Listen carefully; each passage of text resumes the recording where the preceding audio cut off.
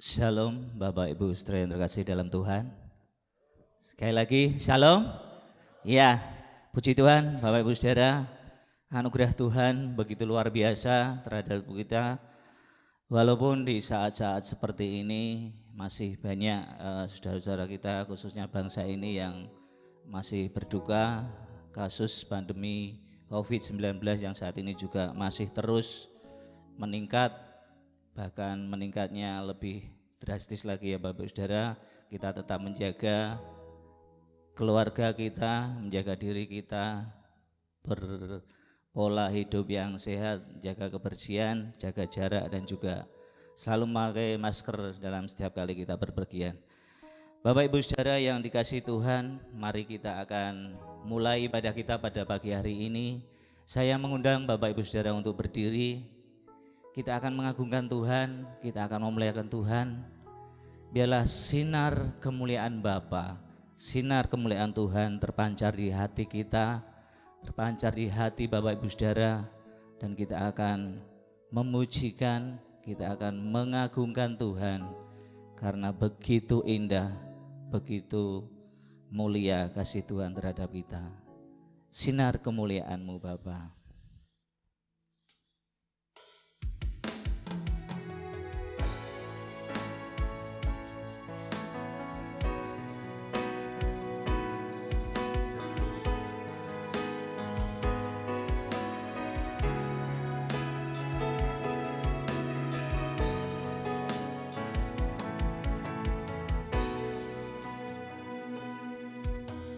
Sinar kemuliaan-Mu Bapa memenuhi sekelilingku. Ku rasakan hadirat-Mu, Kau tenggelamkan jiwaku. Ku ingin tetap tinggal bersama-Mu. Sekali lagi angkat pujian ini Bapak Saudara, katakan sinar kemuliaan-Mu Bapa. Sinar kemuliaan-Mu Bapa memenuhi sekelilingku. Ku rasakan hadirat-Mu, Kau tenggelamkan jiwaku. Ku ingin tetap tinggal bersama-Mu. Katakan ku ingin tetap di sini. Ku ingin tetap di sini, menikmati bait-Mu. Ku ingin tetap di sini dan memandang indah wajah-Mu. Mari Bapak Ibu Saudara dengan bersungguh-sungguh sekali lagi angkat pujian ini. Sinar kemuliaan-Mu Bapa memenuhi sekelilingku. Ku rasakan hadirat-Mu, Kau tenggelamkan jiwaku. Ku ingin tetap tinggal bersama-Mu. Katakan ku ingin tetap di sini Tuhan. Ku ingin tetap di sini, menikmati bait-Mu. Ku ingin tetap di sini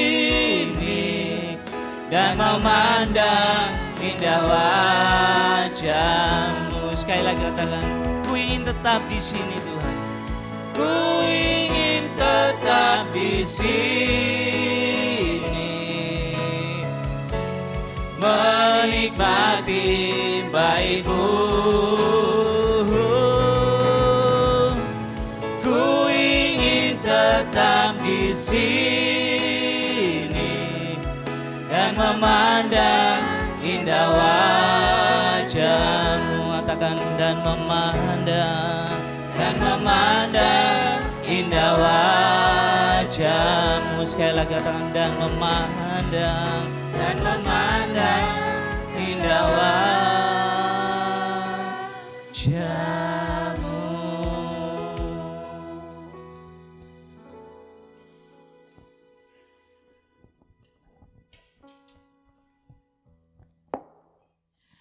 Jemaat yang dikasihi Tuhan, mari kita akan memulai ibadah kita pada pagi hari ini dengan sebuah pengakuan bahwa pertolongan kita ialah dari Tuhan yang menjadikan langit dan bumi, yang tidak pernah meninggalkan ciptaan karya tangannya. Turunlah atas saudara sekalian dan atas ibadah ini anugerah dan kasih karunia dari Tuhan Yesus Kristus. Amin. Mulia bagi Bapa, bagi Anak serta Roh Kudus, dari permulaannya, sekarang dan akan jadi selama-lamanya. Amin. Firman Tuhan berkata di dalam Nehemia pasal 2 ayat yang keempat, lalu kata raja kepadaku, jadi apa yang kau inginkan? Maka aku berdoa kepada Allah semesta langit. Mari kita aminkan firman Tuhan. Amin, amin, amin. Amin, amin, amin.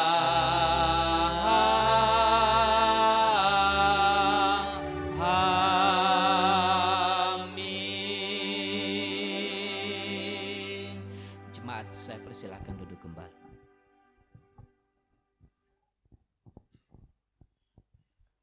Ya, sekali lagi Bapak Ibu Saudara, shalom. Shalom.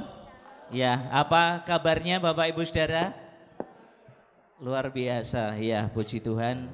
Harapan kami semuanya jemaat Tuhan, terutama GKM Brogo, semuanya sehat, jauh dari segala sakit penyakit, keluarga, anak-anak, saudara kita.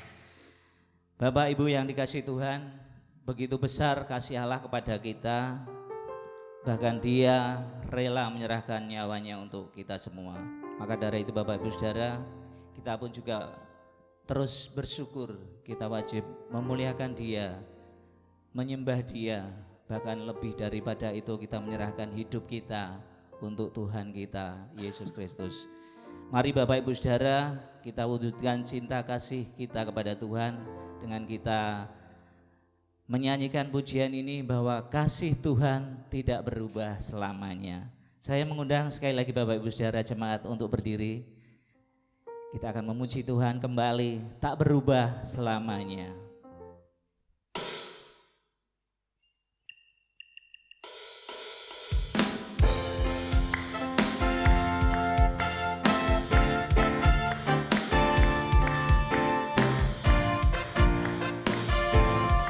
Tak berubah selamanya. Hidupku sekarang ku persembahkan di hadapan-Mu, oh Yesus Tuhan. Terimalah sekarang persembahanku, korban yang harum yang menyenangkan-Mu. Segenap hatiku, segenap jiwaku, kan ku sembah Kau Yesus Tuhan.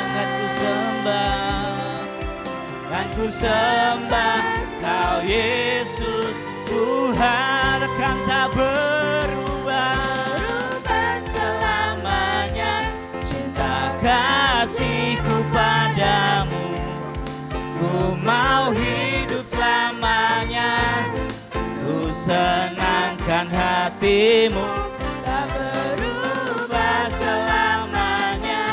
Cinta kasihku padamu, ku mau hidup selamanya, ku senangkan hatiku, Tuhan. Sekali lagi dengan bersuka cita angkat pujian ini, nyanyikan dengan sungguh-sungguh. Hidupku sekarang, hidupku sekarang, ku persembahkan di hadapanmu, oh Yesus Tuhan.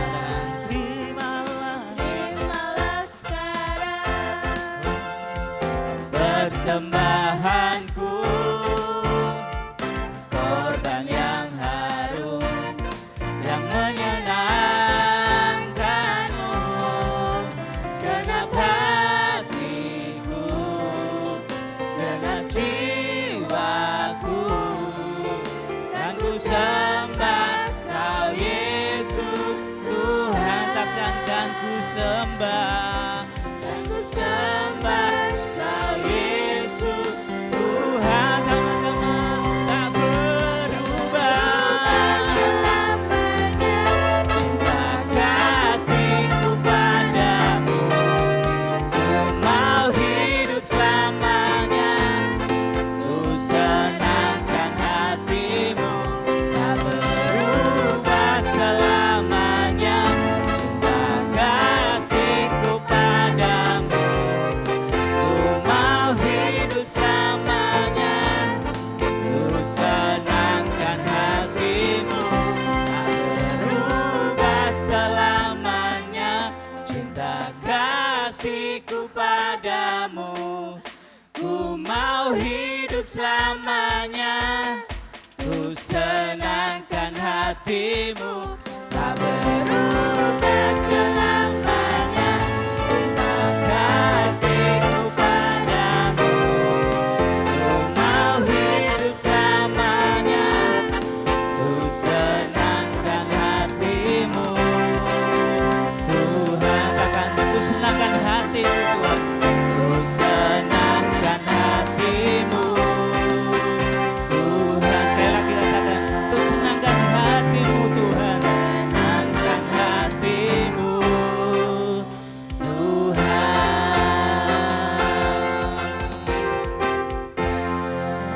Ya, puji Tuhan, Allah kita yang sungguh luar biasa. Masih tetap berdiri Bapak Ibu Saudara. Kita akan mempersiapkan hati kita untuk menerima firman-Nya pada pagi hari ini. Biarlah firman Tuhan yang boleh kita dengar, yang boleh kita nikmati bersama akan menjadikan kekuatan bagi hidup kita, untuk menambah iman kita, untuk menambah bekal kita dalam kita setia kepada Tuhan kita Yesus. Mengalirlah kuasa Roh Kudus.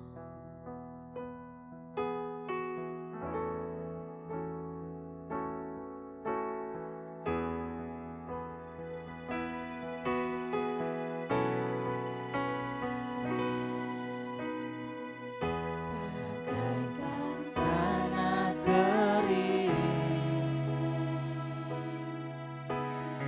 yang merindukan air, begitulah jiwaku haus akan Engkau, ku rindu selalu.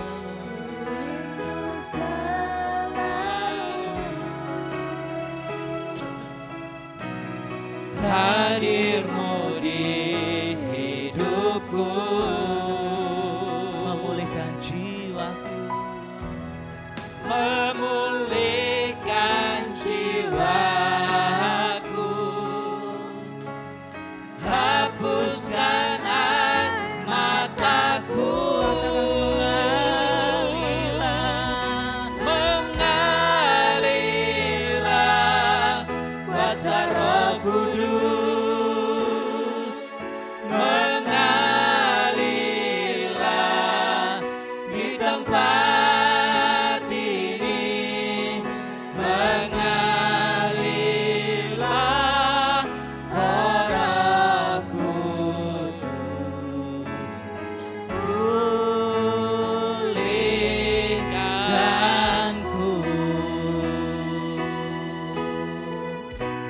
Sekali lagi Bapak Ibu Saudara, angkat pujian ini dengan sungguh-sungguh. Bagaikan tanah kering Yang merindukan air, demikianlah jiwaku haus akan Engkau. Ku rindu selalu hadirmu di hidupku, memulihkan jiwaku, memulihkan jiwaku, hapuskan air mataku, mengalirlah kuasa Roh Kudus, mengalirlah di tempat ini, mengalirlah oh Roh Kudus, pulihkanku, mengalirlah kuasa Roh Kudus, mengalirlah di tempat ini, mengalirlah oh Roh Kudus, pulihkanku. Katakanlah di hidupku Tuhan, katakan di hatiku Tuhan, di hatiku.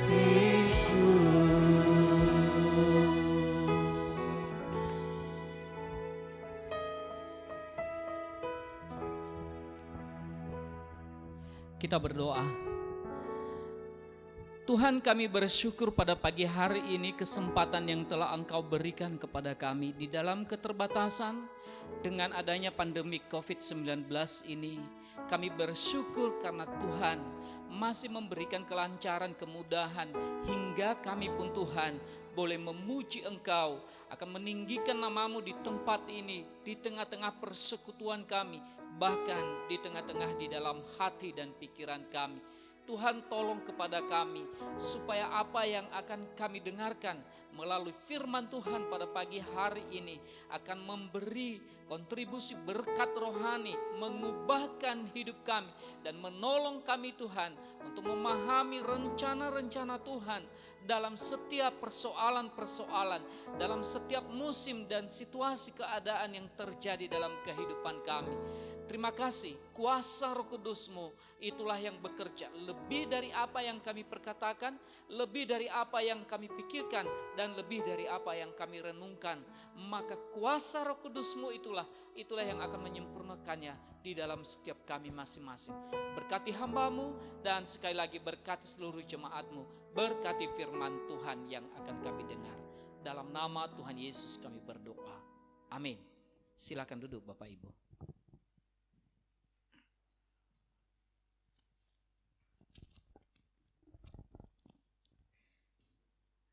Jemaat yang dikasihi Tuhan, pembacaan kita pada pagi hari ini saya ambil dari Nehemia pasal 2 ayat 1 sampai ayat yang ke-10. Nehemia pasal 2 ayat 1 sampai ayat yang ke-10. Bagi Bapak Ibu yang membawa Alkitab, silahkan buka Alkitabnya dan kita akan baca. Saya akan bacakan, Bapak Ibu akan merenungkannya dalam hati. Dan bagi Bapak Ibu yang membawa HP atau tablet, silakan dibuka di dalam Nehemia pasal 2 ayat 1 sampai ayat yang ke-10. Demikian firman Tuhan.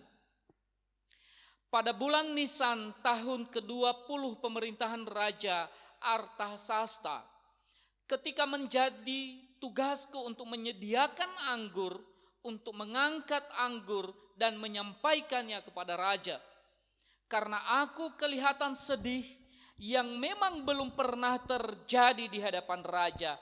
Bertanyalah ia kepadaku, mengapa kamu muram? Walaupun engkau tidak sakit, engkau tentu sedih hati. Lalu aku menjadi sangat takut. Jawabku kepada raja, hiduplah raja untuk selamanya. Bagaimana mukaku tidak akan muram kalau kota tempat pekuburan nenek moyangku telah menjadi reruntuhan dan pintu-pintu gerbangnya habis dimakan api. Lalu kata raja kepadaku, jadi apa yang kau inginkan? Maka aku berdoa kepada Allah semesta langit. Ayat yang kelima. Kemudian jawabku kepada raja, jika raja menganggap baik dan berkenan kepada hambamu ini, utuslah aku ke Yehuda, ke kota pekuburan nenek moyangku, supaya aku membangunnya kembali. Lalu bertanyalah raja kepadaku, sedang permaisuri duduk di sampingnya, berapa lama engkau dalam perjalanan dan bila manakah engkau kembali? Dan raja berkenan mengutus aku sesudah aku menyebut suatu jangka waktu kepadanya. Berkatalah aku kepada raja, jika raja menganggap baik, berikanlah aku surat-surat bagi bupati-bupati di daerah seberang sungai Efrat, supaya mereka memperbolehkan aku lalu sampai aku tiba di Yehuda. Pula sepucuk surat bagi Asap, pengawas taman raja, supaya dia memberikan aku kayu untuk memasang balok-balok pada pintu-pintu gerbang di benteng bait suci, untuk tembok kota dan untuk rumah yang akan kudiami. Dan raja mengabulkan permintaanku itu karena tangan Allahku yang murah melindungi aku. Maka datanglah aku kepada bupati-bupati di daerah seberang sungai Efrat dan menyerahkan kepada mereka surat-surat raja. Dan raja menyuruh panglima-panglima perang dan orang-orang berkuda menyertai aku.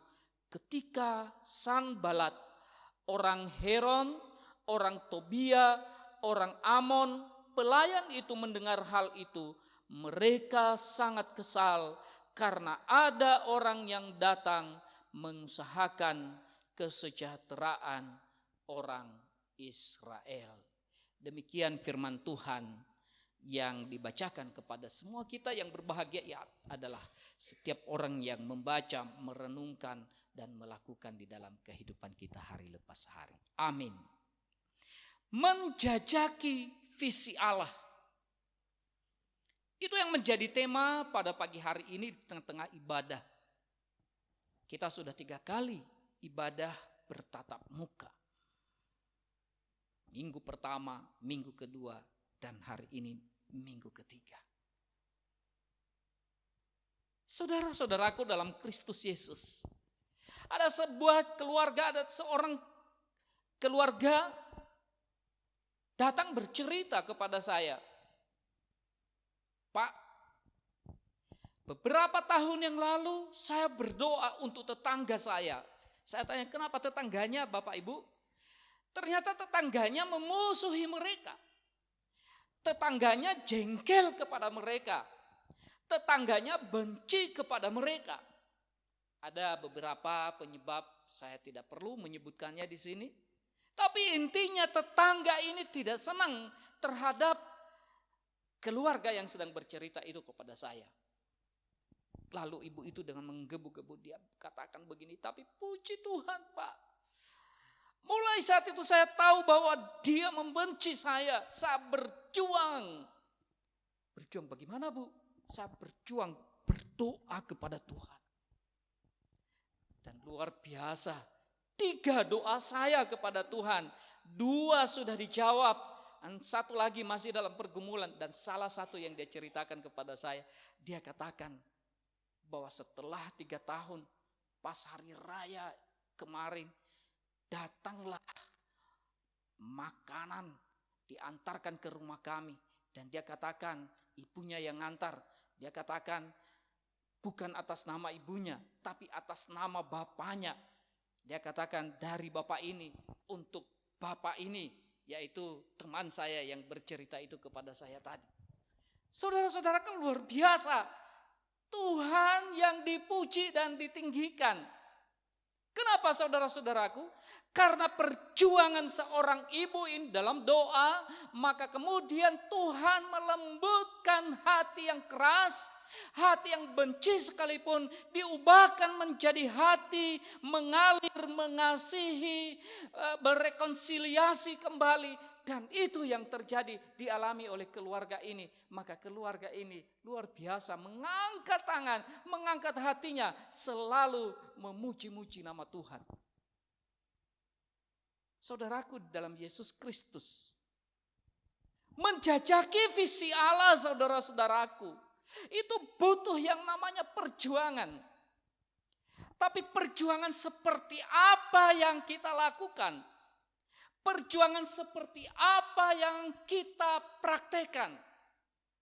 Perjuangan tidak selalu saudara-saudaraku adalah penyerbuan, penyerangan secara fisik. Kalau kita lihat misalnya, kalau kita teliti, kalau kita amati misalnya para tentara menyerbu, berjuang. Tidak selalu dengan cara itu yang namanya perjuangan. Tidak selalu perjuangan itu saudara-saudaraku harus dipraktekkan dengan membenci seumur hidup di dalam hati. Maka kalau saya lihat dia, aku benci banget kepadanya, maka itu saya sebut perjuangan. Tidak saudara-saudaraku. Perjuangan itu tidak selalu juga dengan bentrok fisik. Tapi sebenarnya perjuangan itu saudara-saudaraku bisa kita alihkan dengan cara-cara yang positif. Dengan cara-cara yang kalem. Kita bisa alihkan energi-energi yang rusak itu di dalam hati kita, dalam pikiran kita menjadi energi yang membangun, energi yang memulihkan, energi yang mendamaikan. Harusnya perjuangan kita sebagai anak-anak Tuhan harus pada titik ini. Maka itu yang berkenan di hati Tuhan. Mari kita coba lihat apa yang dilakukan oleh Nehemia. Barusan kita baca firman Tuhan tadi saudara-saudaraku. Ternyata Nehemia ini saudara-saudaraku adalah seorang yang muda, potensial. Bahkan dia menjabat, seorang pejabat katakan begitulah. Tapi dia terbawa di dalam pembuangan. Pembuangan kemana saudara-saudara? Pembuangan ke Babel. Pada saat Babel semua menguasai Yehuda. Dan Nehemia termasuk salah seorang diangkat, dibuang. Kita sebut dengan pembuangan umat Tuhan. Maka dia ada di tengah-tengah pemerintahan penguasaan Raja Babel. Siapa yang memerintah pada saat itu? Yang memerintah adalah Raja Nebukadnezar. Raja Nebukadnezar.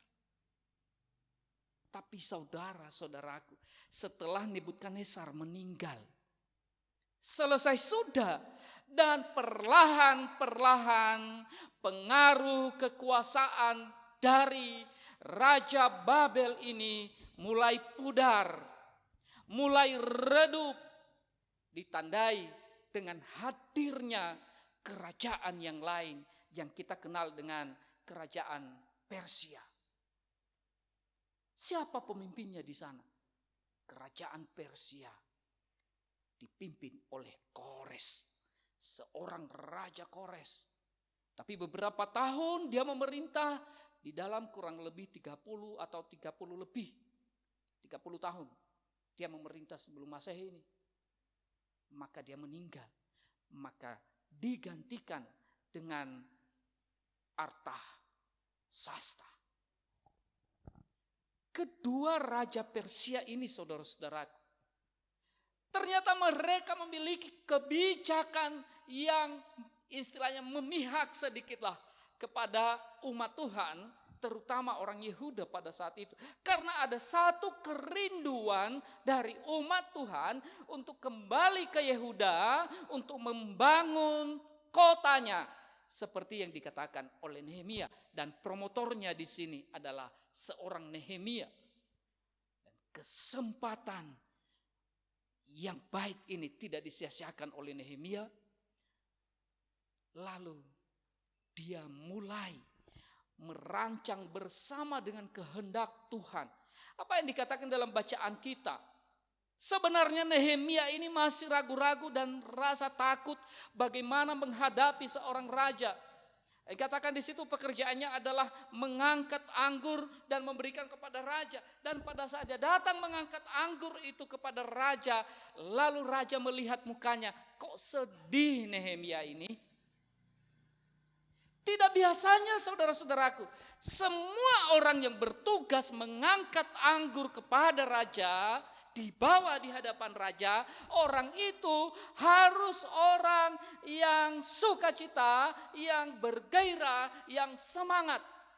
Tapi pada saat raja melihat Nehemia, dia lihat mimik mukanya dan ternyata sedang bersedih. Lalu raja bertanya, kenapa engkau bersedih?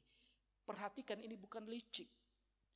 Pintarnya Nehemia, di saat dia tidak ada jalan untuk menyampaikan ide ini kepada raja, maka kemudian hal yang sedikit pun ada, peluang yang sedikit pun muncul, dia langsung pakai itu. Ini kesempatan. Pas raja bertanya kepadanya, mengapa engkau sedih? Biasanya orang yang sedih langsung disuruh pulang, enggak jadi untuk melayani raja. Tapi saat itu kok raja bisa bertanya seperti itu kepadanya. Lalu dia pakai kesempatan itu, lalu dia mengungkapkan niat tujuannya kepada raja.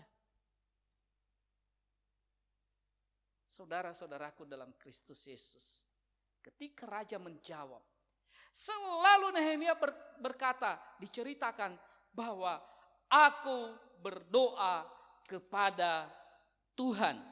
Aku berdoa kepada Tuhan, dan bahkan di dalam ayat yang ke-8 dikatakan di situ, dan raja mengabulkan permintaanku karena tangan Allahku yang murah melindungi aku.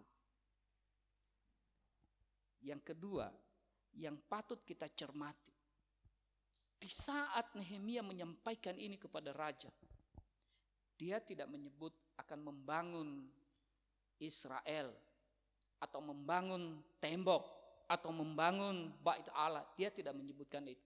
Tapi dia katakan, aku mau membangun kota pekuburan nenek moyang saya. Ini berkaitan dengan pengertian-pengertian politik. Kenapa? Karena di ayat yang ke-10 tadi ternyata ada orang yang dengki. Siapa mereka saudara-saudara? Disebut di situ Sanbalat, orang Heron, orang Tobia, orang Amon. Pelayan itu mendengar hal itu, mereka sangat kesal karena ada orang yang datang mengusahakan kesejahteraan Israel. Nehemia pinter, dia memakai kata yang lain, tapi tujuannya sebenarnya adalah dia datang untuk membangun tembok yang sudah runtuh, pintu gerbang-gerbang yang sudah dilalap api, dan benteng-benteng di sekitar bait Allah, bahkan bait Allah sendiri, dan juga rumah kediamannya. Dia mau bangun itu kembali, dia tegakkan kembali keutuhan bangsa Yehuda. Saudara-saudaraku, mari kita lihat apa yang dilakukan oleh Nehemia. Yang pertama, saudara-saudaraku, dia pakai taktik dialogis. Apa itu taktik dialogis? Ketika dia berbicara di hadapan raja, dia tidak serta-merta dan dia tidak angkuh-angkuhan, tetapi dia berbicara dengan merendah. Dia berbicara dengan santun, dia berbicara dengan sopan, dia berbicara dengan kalem, dia berbicara dengan baik. Ketika ditanyain oleh raja, dia selalu mengulur dengan cara yang halus, dengan cara yang baik. Dialognya dengan raja, sukses sampai perkataan-perkataan itu melembutkan hati raja. Bayangkan kalau misalnya Nehemia ini saudara-saudaraku, dia menceritakan dengan frontal, dengan suara yang keras, dengan gagah-gagahan, dengan mengatakan aku ini orang hebat, orang pinter, misal begitu. Tapi Nehemia tidak. Yang kedua saudara-saudaraku, perhatikan, dia mempersiapkan semua surat menyurat administratif. Dia minta surat kepada raja, kalau memang engkau betul-betul merestui perjalanan saya dari tempat ini sampai saya bisa membangun kembali reruntuhan kota nenek moyang saya, maka berikan aku legalitas. Apa itu? Surat menyurat. Penting bagi dia. Kenapa? Surat menyurat ini adalah merupakan sarana untuk perjalanan bisa dimudahkan, bisa dilancarkan. Dan Nehemia memikirkan semuanya itu karena dia tahu bahwa ada orang-orang di dalam negeri yang tidak setuju dengan idenya. Bahkan saudara-saudaraku, pada saat dia membutuhkan material. Apa itu material?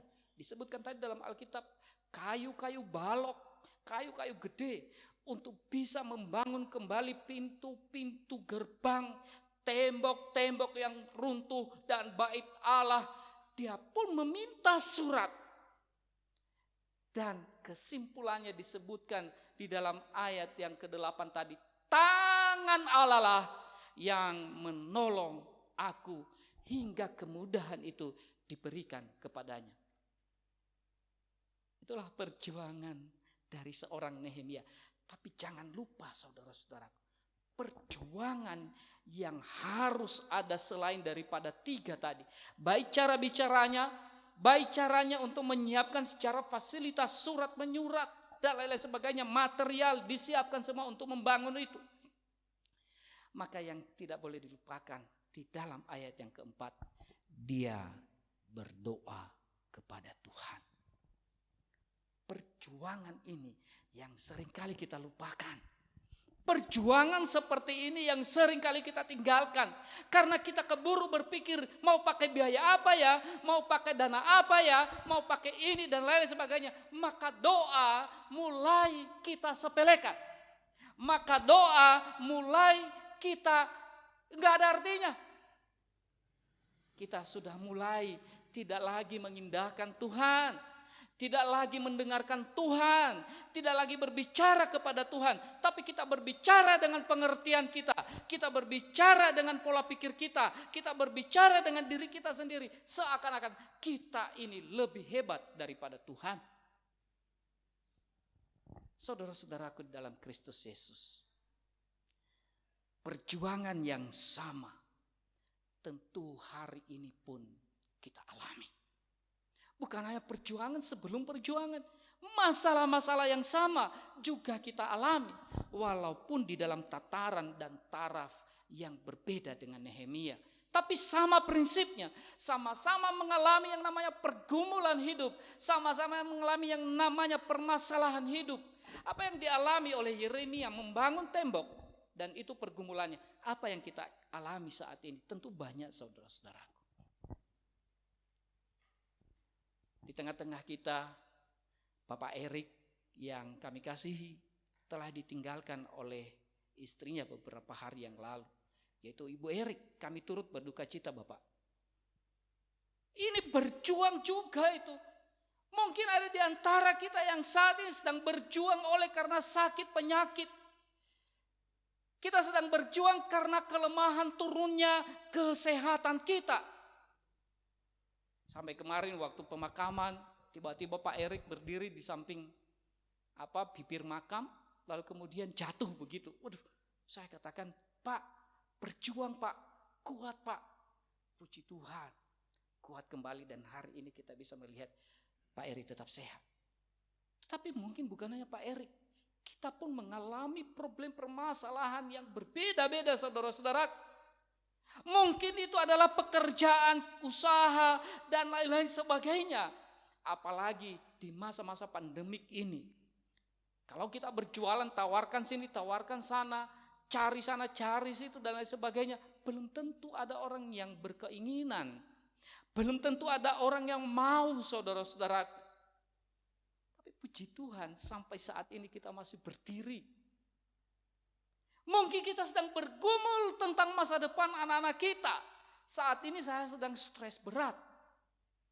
Sampai beberapa waktu yang lalu saya sakit perut. Saya bilang saya tidak masuk angin kok. Lah kenapa kok bisa sakit perut? Saya stres. Saya yakin bahwa usia-usia kita ya 40 ke atas ini kita sudah mulai ketinggalan. Kita sebut ZOM. Anak-anak sekolah SD sekarang kelas 1 bahkan TK sudah mulai memakai yang namanya aplikasi Zoom. Bapak Ibu, kalau saya tidak belajar, mati-matian saya harus belajar. Saya nggak bisa buka. Saya nggak bisa buka bagaimana caranya, bagaimana ini, bagaimana itu, dan lain-lain sebagainya. Mungkin ini pergumulan kita dan perlu kita berjuang bagaimana supaya kita bisa. Kita tahu pelayanan kita sekarang ini sedang dialihkan kepada digital. Sekalipun kita juga bisa bertatap muka. Tapi bayangkan saudara-saudaraku, masih ada di antara kita yang mungkin generasi-generasi yang sudah lanjut usia, yang kemudian untuk menekan saja nggak bisa. Anak kecil bisa, wah cepat sekali. Mereka bisa main di situ.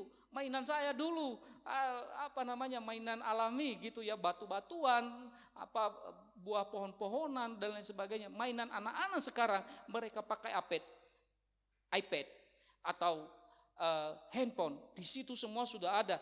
Namanya buah, mau cari apa saja di situ ada. Aku mau buah apel, bisa.